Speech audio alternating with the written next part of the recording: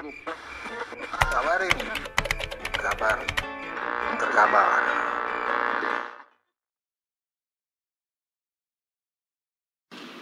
Your Excellency, President Ramaphosa, Excellencies, leaders of G20 countries, a fair and just future for all.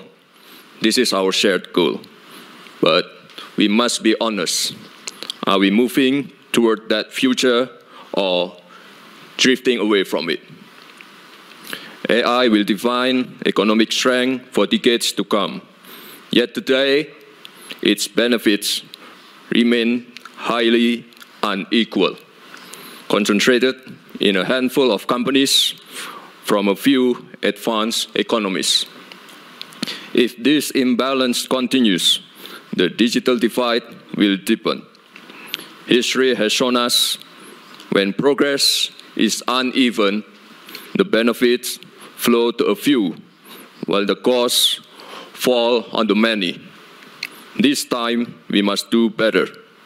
This revolution must be fair, and it must be good for the people. The G20 must ensure that AI becomes a force for inclusion. This means ethical governance and, more importantly, equal access, so innovators everywhere can access data sets, training system, and global platform. Indonesia believes inclusive transitions are possible, and therefore we support G20 Decent Work Compact for fair wages, gender equality, reskilling, and social protection. Excellencies, AI may be digital, but it depends on the physical. From data center to advanced chip, AI relies on critical minerals.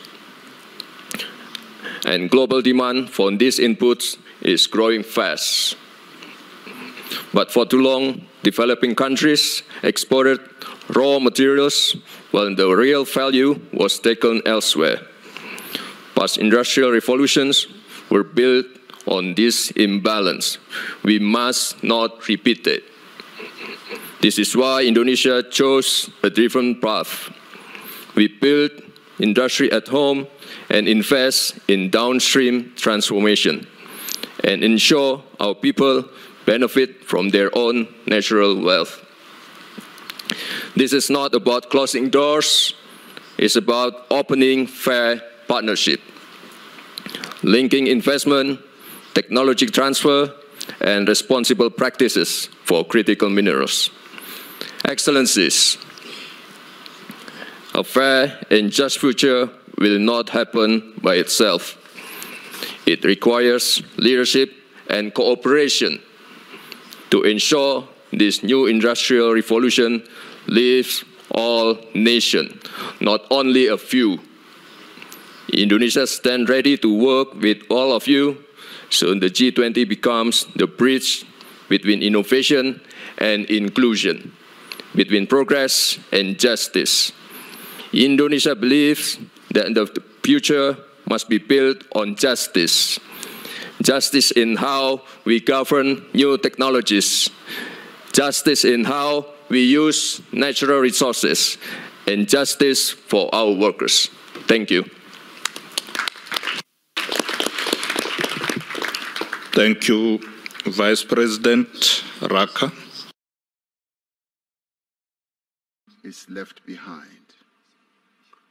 I now say that this gavel of this G20 summit formally closes this summit and now moves on to the next president of the G20, which is the United States, where we shall see each other again next year. The summit is therefore closed.